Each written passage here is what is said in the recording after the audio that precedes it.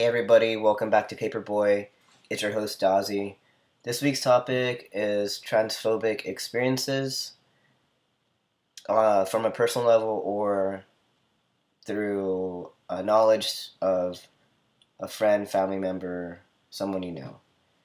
Personally, I can say that I haven't. I'm really grateful that I haven't experienced any physical abuse in relation to being a transgender individual. I did. I was jumped before when I was perceived and when I identified in my early 20s as a lesbian. I was outside a gay bar and a couple of cisgender guys started a fight with my friends, blah blah blah. I got beat up. As far as being trans, before when I was genderqueer, and then even like identifying as male, but pre-medical transition, the people that, I mean, everyone around me knew that I was trans. Not that it was never passing. It's just my voice gave it away a lot. Like I had kind of more of an androgynous look, so I would get looks when I go into different restrooms. Like, but if nothing else, I looked young, and luckily, I have not been on the receiving end of any physical violence before I started hormones. Um, and then after like 5 6 months, I was starting to be perceived as male on a steady basis, and that's when I was invited into this guys club that I knew existed, but with strangers, it became this really grotesque, like exclusive club that you know revolved around misogyny, transphobia, homophobia, sexism, chauvinism, all these different things, and I heard a lot of terrible things and a lot of negative things from cis guys talking about trans women.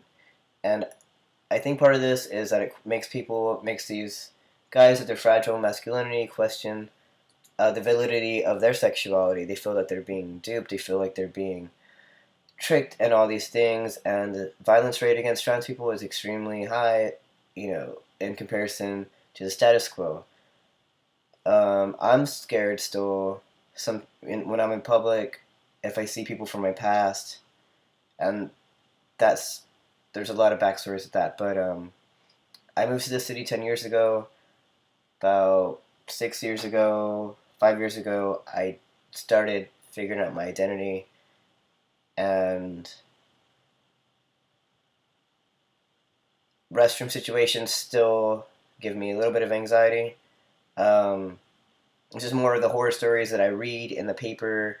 Like, it's not in the paper so much. I don't read a physical paper. Online, or stories that people share online. It's just scary to think that some people won't think twice when they're retaliating against trans people because they can't process it in their head, and they're that insecure that they need to act out that way and in that form of violence. Yeah, so one time when I was presenting as genderqueer, I ran my mouth when I was downtown. I had a couple of drinks. It was a cop that I said something to. A couple minutes later, there's at least six officers on top of me. I got welts and bruises. I was taken in. They attacked my gender identity. They attacked my gender expression, and they attacked pretty much, my, status as a designated female at birth person, um, assigned at birth, and just told me that if I wanted to act like a man, look like a man, dress like a man, that I needed to man up and stop being such a little expletive word. A bad transphobic experience I had before was with one of my own siblings, the last one that I told that I was trans, and I did start crying. I was shaking, and I had to leave that situation. And that was really unfortunate that that happened. Things got better after that with that sibling, but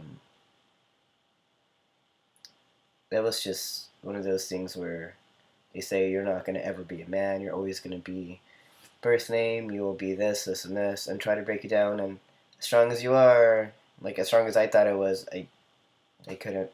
I also had somebody that, an ex, my then girlfriend's dad, told me some shit along the lines of man up when I was recovering from that situation and was still shooken up. Told me that, and yeah, so emotional, like trauma and abuse, and that way related to being trans, that kind of shame that sometimes attaches itself to it, and you shouldn't feel ashamed, but there's so much in society and so much negativity that's put around it that earlier in my transition I did feel a lot of shame for being different. Sorry, my video is going off topic. But yeah, people that haven't had to experience any sort of transphobia, that all their family and friends and work situations have, welcomed them and embraced them, that's fantastic.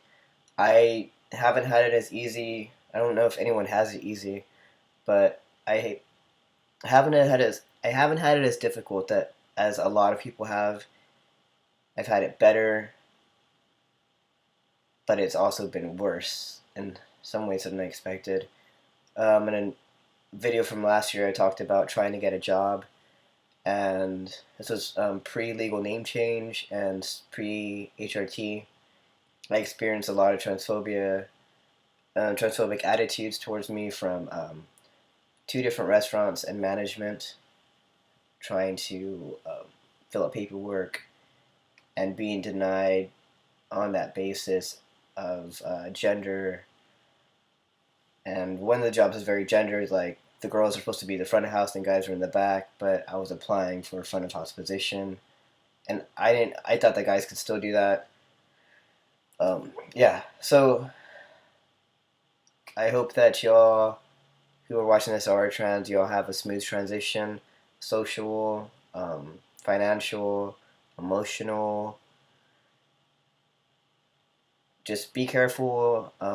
Know that even with this, making videos, I do sometimes get worried and wonder if it's making a difference or if it's going to cause me some sort of backlash from people that might be transphobic and stumble upon my stuff.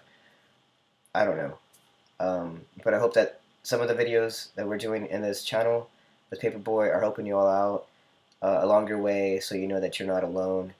And if you have any questions, feel free to comment below, subscribe.